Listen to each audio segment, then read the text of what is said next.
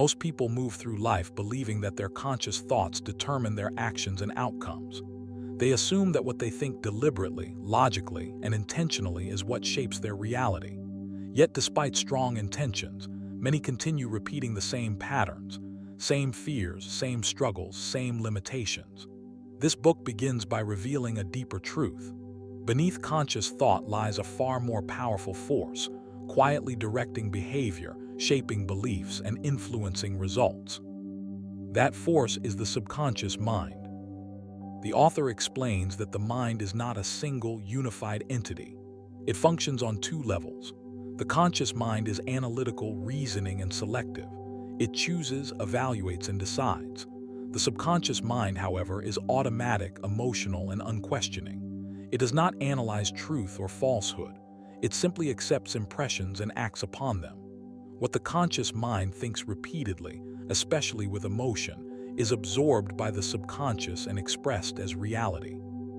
This distinction is critical because most people attempt to change their lives using only conscious effort. They rely on willpower, motivation, and positive thinking, yet continue to experience inner resistance. The book explains that willpower alone is weak compared to subconscious programming. When conscious desire conflicts with subconscious belief, the subconscious always wins. This is why people sabotage their own goals without understanding why. The author emphasizes that the subconscious mind operates like fertile soil. Whatever is planted within it, constructive or destructive, will grow. Fear, doubt, confidence, faith, and expectation are all seeds. The subconscious does not discriminate. It responds to repetition and feeling, not logic. If fear is repeated emotionally, fear becomes reality. If confidence is accepted calmly, confidence manifests naturally. A key insight introduced early is that the subconscious mind controls bodily functions and habitual behavior. It regulates breathing, heartbeat, digestion, and healing without conscious effort. In the same way, it governs habits, emotional responses, and automatic reactions. This explains why habits feel difficult to change. They are not conscious choices anymore. They are subconscious patterns. The book challenges the belief that people are victims of circumstance or heredity. While environment and upbringing influence belief, they do not dictate destiny. The subconscious mind can be re-educated. Change is possible at any stage of life because beliefs are learned, not fixed. This idea is empowering but unsettling. It removes excuses while offering freedom. The author explains that belief is not intellectual agreement. It is emotional acceptance. You can consciously affirm success while subconsciously expecting failure. In such cases, failure will manifest because expectation outweighs intention. The subconscious responds to what feels true, not what is said mechanically. This leads to the importance of mental imagery. The subconscious thinks in images and emotions rather than words. When a person repeatedly imagines success, health, or peace with feeling, the subconscious accepts these images as instructions. Over time, behavior and circumstances begin aligning with those inner pictures. The book also explains why negative thinking is so powerful. Fearful thoughts are often emotional, vivid, and repetitive. This combination impresses the subconscious deeply. Positive thinking fails when it lacks feeling or consistency. Calm confidence is more effective than intense effort because it signals belief rather than struggle. Another core idea introduced here is that the subconscious mind does not argue. It accepts whatever the conscious mind impresses upon it. If you repeatedly say, "I can't," the subconscious treats inability as fact. If you consistently assume capability, the subconscious mobilizes internal resources to support that assumption. The author explains that many people unknowingly program limitation early in life. Statements heard repeatedly about money, health, success, or worth become subconscious laws.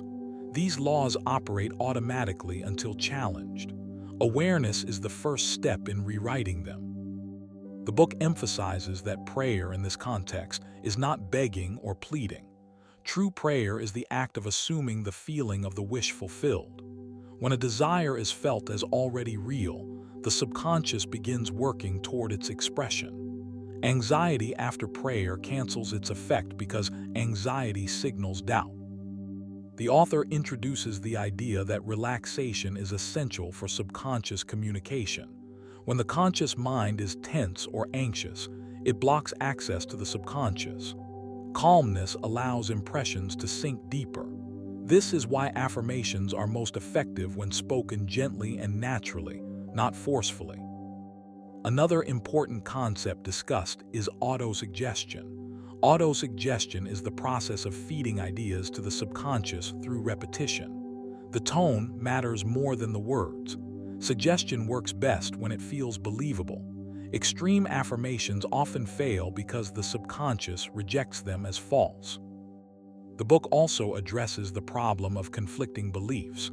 Many people want success but fear responsibility. They desire wealth but associate money with guilt. These conflicts produce mixed signals. The subconscious responds inconsistently. Resolving inner conflict is essential for clarity. The author explains that the subconscious mind is always active. Whether consciously directed or not, it is constantly shaping experience. This means there is no neutral state. Either beliefs are chosen intentionally, or they are absorbed unconsciously from environment and habit. The book emphasizes that change begins with awareness of inner dialogue. Words spoken internally carry emotional weight. Repeated internal conversations shape belief. When self-talk changes, subconscious response follows. Toward the end of this part, the author reframes responsibility. Responsibility is not blame. It is recognition of influence. You are not responsible for every thought, but you are responsible for what you repeatedly accept as true. The first part closes with a grounding realization. Your subconscious mind has been shaping your life all along. The question is not whether it has power. The question is whether that power has been used deliberately or by default. Once this is understood, change is no longer mysterious. It becomes a matter of alignment. Part 2. Belief, faith, and how the subconscious creates reality. Once the existence and influence of the subconscious mind are understood, the next question becomes unavoidable. How does it actually shape reality? The book answers this not with mystery, but with clarity. The subconscious mind responds to belief, and belief is not wishful thinking. It is an inner acceptance that something is true, what you accept internally. The subconscious expresses externally. This is not philosophy alone. It is a psychological process that operates continuously, whether you are aware of it or not. The author explains that faith is often misunderstood. Many people associate faith with blind hope or religious ritual. In this book, faith is defined more precisely as a mental attitude of confidence and trust. Faith is not effortful. It is calm. It is the absence of inner resistance. When faith is present, there is no tension between desire and expectation. The subconscious responds most powerfully in this state. A crucial point emphasized here is that belief does not require intense emotion. In fact, excessive intensity can signal doubt. Struggle implies resistance. The subconscious responds best to quiet assumption. When you accept something as natural and normal, the subconscious treats it as instruction. This is why people often manifest what they expect, not what they desperately want. The book explains that the subconscious mind works through laws, not moods. It responds consistently to consistent impressions. When a belief is repeated often enough, it becomes automatic. Automatic beliefs shape perception. Perception shapes behavior. Behavior shapes outcome. This chain operates invisibly, which is why many people feel life happens to them rather than through them. The author introduces the idea that mental acceptance precedes physical expression. Everything that appears in the outer world first exists as a thought pattern. This does not mean every random thought manifests. Only thoughts that are emotionally accepted and repeatedly impressed reach the subconscious level. Passing thoughts fade. Dominant beliefs persist. Another important idea discussed is that belief cannot be forced. Attempting to believe something that feels false creates inner conflict. The subconscious resists contradictions. This is why gradual belief shifts are more effective than dramatic declarations. A believable assumption accepted calmly works better than an exaggerated affirmation rejected internally. The book explains that faith grows through repetition and familiarity. When you repeat a constructive idea gently, without strain, it begins to feel natural. Once it feels natural, the subconscious accepts it. Once accepted, it becomes a guiding principle. This process requires patience. The subconscious does not respond to urgency, it responds to consistency. The author also addresses doubt directly. Doubt is not failure. It is the conscious mind questioning change. The problem arises when doubt is entertained repeatedly. Entertained doubt becomes belief. Brief doubt acknowledged and released has little power. What matters is which idea you return to consistently. The book emphasizes the role of imagination in shaping belief. Imagination is the language of the subconscious. When you imagine outcomes vividly and calmly, the subconscious interprets these images as experiences. Over time, the body and mind align with these imagined experiences. This is why imagination can produce physical responses such as relaxation or tension. The author explains that fear is imagination misused. Fear is imagining negative outcomes with emotional involvement. The subconscious does not distinguish between imagined and real danger. It responds to both. Redirecting imagination toward constructive images dissolves fear by replacing the internal picture. Another theme explored here is the importance of expectancy. Expectancy is belief in motion. When you expect something to happen, your behavior subtly adjusts to support that expectation. You notice opportunities you previously ignored. You act with confidence rather than hesitation. These changes appear small, but their cumulative effect is powerful. The book also discusses why many people sabotage success. Subconscious beliefs about worthiness often conflict with desire. A person may want success consciously but feel unworthy subconsciously. This conflict creates resistance. The subconscious resolves conflict by maintaining the belief it considers stronger. This is why addressing self-concept is essential. The author emphasizes that the subconscious mind seeks consistency. It aligns external experience with internal belief. If you see yourself as unlucky, circumstances will appear to confirm that view. If you see yourself as capable, opportunities seem to multiply. This is not coincidence. It is perception shaped by belief. Another important idea introduced is the power of assumption. Assuming something to be true, even before evidence appears, creates alignment. Assumption is not pretending. It is acceptance. When you assume success calmly, you stop behaving like failure is expected. This shift alone can change outcomes. The book also explains that anxiety cancels faith. Anxiety signals uncertainty and lack.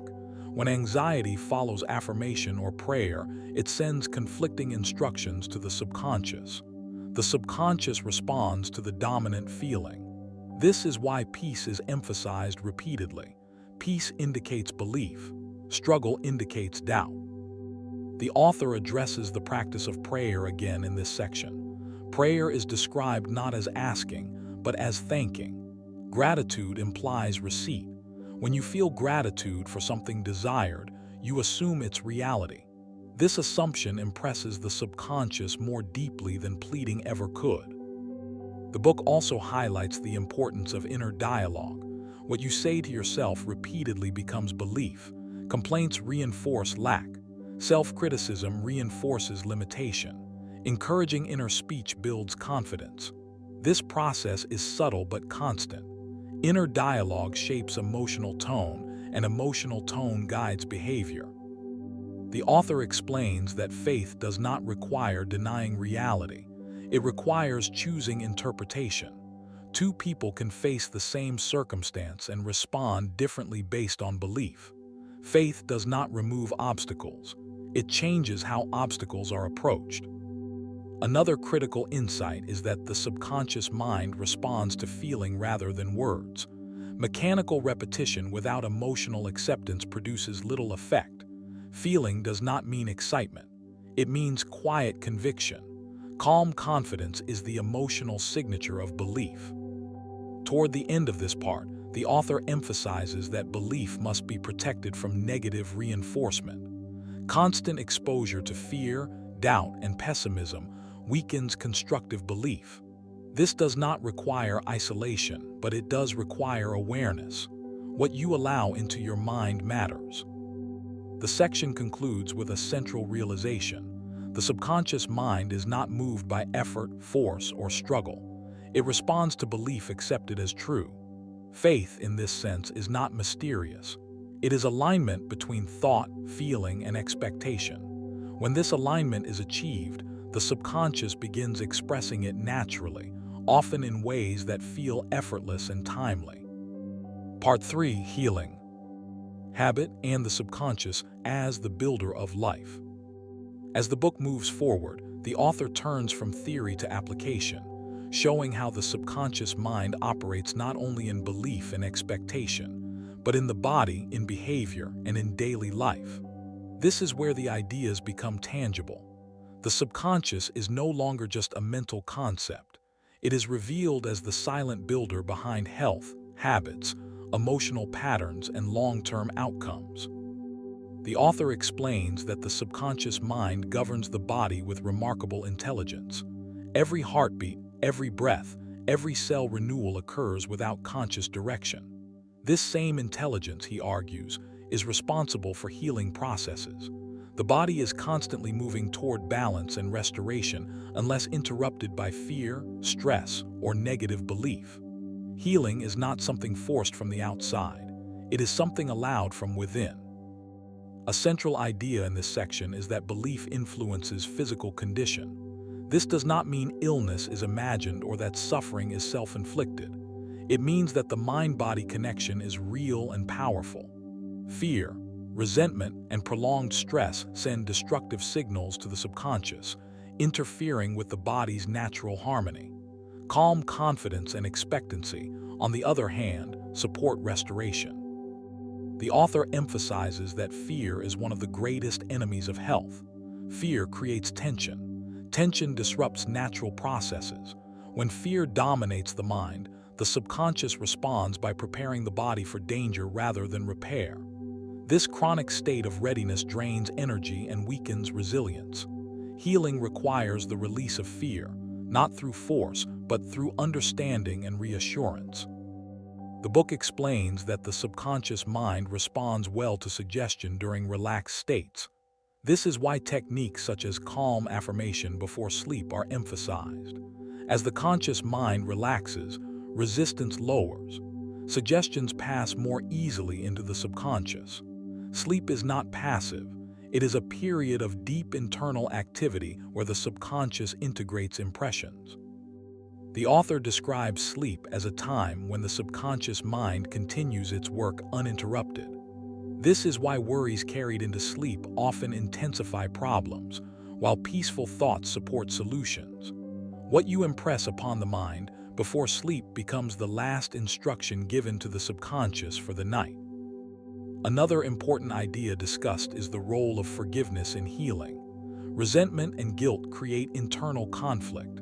This conflict manifests as tension, which affects both mind and body. Forgiveness, in this context, is not moral obligation. It is mental hygiene.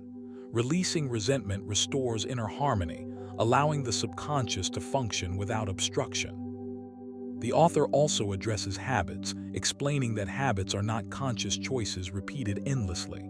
They are subconscious programs. Once a behavior is repeated often enough, the subconscious takes over. This is why habits feel automatic. Trying to break habits through willpower alone fails because willpower belongs to the conscious mind. Habits belong to the subconscious. To change a habit, the book explains, you must replace the belief or emotional need it serves. Habits persist because they provide some form of comfort, protection, or relief. When the underlying belief changes, the habit loses its purpose. The subconscious adopts new patterns when they feel safer or more rewarding. The author emphasizes that the subconscious mind does not understand negation. Telling yourself what not to do reinforces the unwanted behavior by focusing attention on it. Instead, new habits must be introduced through positive direction. Focus on what you want to express, not what you want to eliminate. Another significant theme in this section is self-image. The subconscious operates according to how you see yourself. If you identify as unhealthy, undisciplined, or unlucky, the subconscious works to maintain that identity. Change requires altering self-image. This is not done through denial, but through repeated assumption of a new identity. The book explains that people often resist change because it threatens familiar identity, even when that identity is limiting. The subconscious prefers consistency. When you introduce a new belief gently and consistently, the subconscious gradually updates identity without triggering resistance. The author also discusses the concept of subconscious conflict. When conscious desire clashes with subconscious belief, tension arises. This tension often manifests as procrastination, self-sabotage, or physical discomfort. Resolving conflict requires aligning belief with desire, not intensifying effort. Another important insight is that the subconscious mind responds to emotion more than logic. Emotional acceptance is the gateway to change. This is why calm feeling is emphasized repeatedly. Calmness signals safety. Safety allows new patterns to take root. The book also addresses the misuse of imagination in creating illness or limitation. When people constantly imagine worst-case scenarios, they program the subconscious toward tension and fear. Redirecting imagination toward health, balance, and confidence restores alignment. The author emphasizes that healing is often gradual. Impatience signals doubt. Doubt interferes with subconscious cooperation. Trust allows time for adjustment.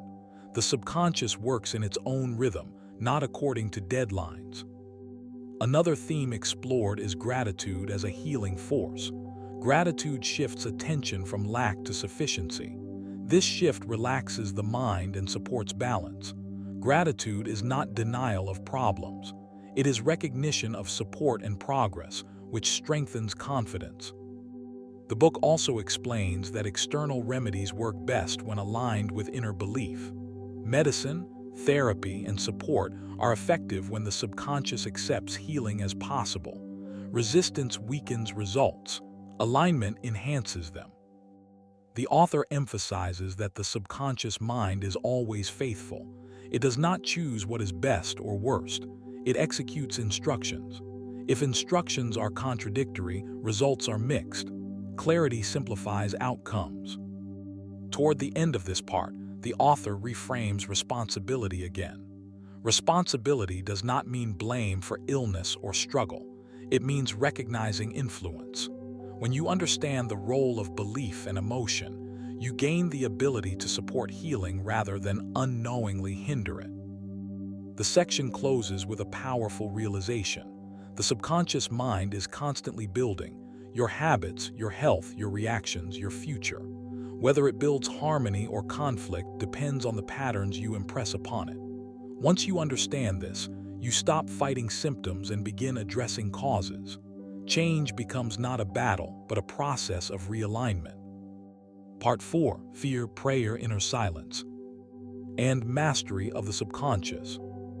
In the final movement of the book, the author brings all earlier ideas together and turns toward mastery, not control through force, but alignment through understanding. Mastery of the subconscious mind, he explains, does not come from domination or constant effort. It comes from cooperation. When fear is understood, prayer is practiced correctly, and inner silence is cultivated. The subconscious becomes a powerful ally rather than an unseen obstacle. Fear, the author explains, is not an external force. It is an inner assumption accepted as truth. Fear arises when the mind imagines loss, danger, or failure and emotionally identifies with that image. The subconscious responds instantly, preparing the body and behavior for threat. This response is automatic and loyal. The problem is not the subconscious reaction. The problem is the image it has been given. Most people try to fight fear by suppressing it or distracting themselves. The book explains why this fails. Suppression gives fear attention. Distraction postpones it. Neither replaces the underlying belief. Fear dissolves only when the image that created it is replaced by one of safety, confidence, or trust. Replacement, not resistance, is the method. The author emphasizes that fear is imagination misdirected. The same faculty that can create confidence and peace can create anxiety and paralysis. Imagination is neutral. Direction determines outcome.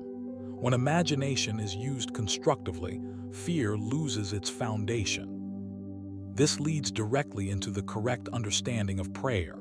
Prayer, the author explains, has been misunderstood for generations. Prayer is not pleading with an external force. It is not begging, bargaining, or desperation. True prayer is a mental act, the act of assuming the feeling of the wish fulfilled.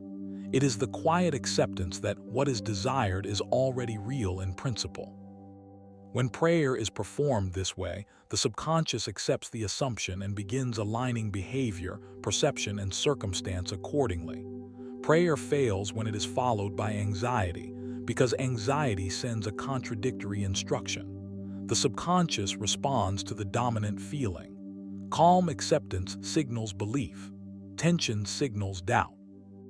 The author explains that prayer works best when it feels natural. Forced emotion or dramatic intensity often indicates inner conflict. The most effective prayer is simple, sincere, and peaceful. It does not argue with reality. It assumes a new one gently. Another important theme here is gratitude. Gratitude is described as one of the most powerful subconscious signals because it implies completion. When you feel grateful, you are not asking, you are acknowledging. This acknowledgement impresses the subconscious more deeply than effort ever could. The book emphasizes that inner silence is essential for subconscious mastery. Inner silence is not the absence of thought, but the absence of struggle with thought. When the conscious mind relaxes, the subconscious communicates more clearly.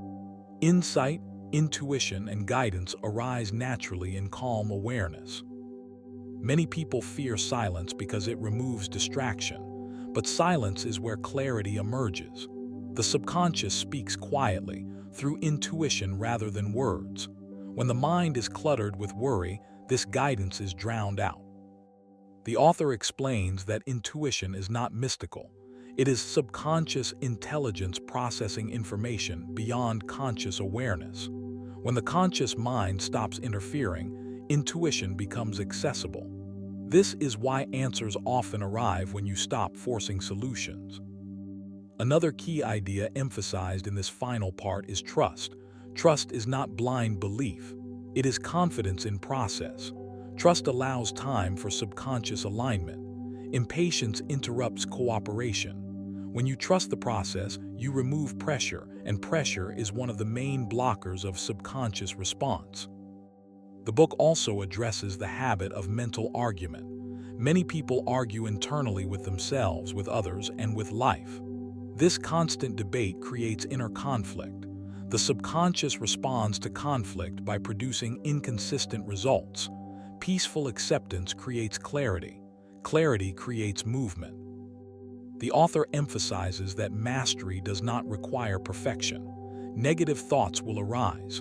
Fear will appear occasionally. The goal is not to eliminate these entirely, but to refuse them residence. Passing thoughts have little power. Dwelling gives them influence. The book explains that conscious choice still matters. You choose which thoughts to entertain, which images to dwell on, and which assumptions to accept. Over time, these choices become habits. Habits become identity.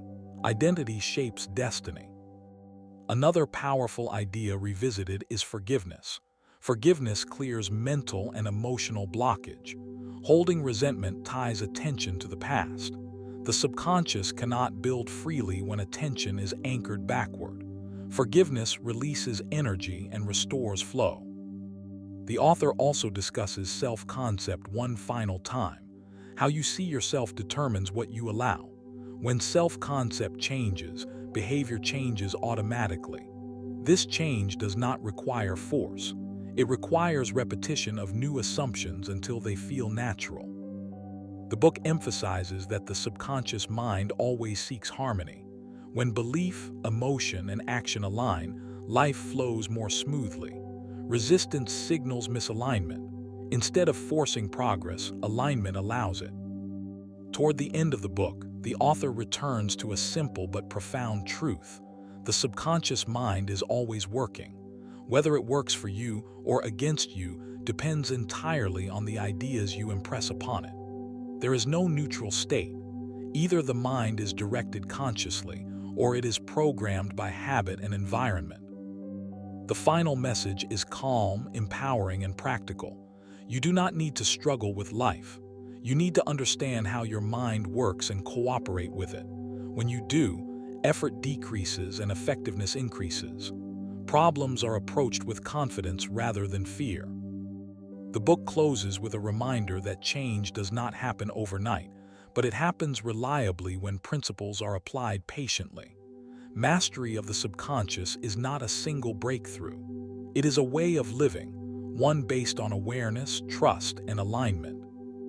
When fear is replaced with faith, when struggle gives way to calm assumption, and when inner silence is cultivated regularly, the subconscious becomes a source of strength rather than limitation. Life begins to reflect inner order, and with that order comes clarity, peace, and purposeful action. That is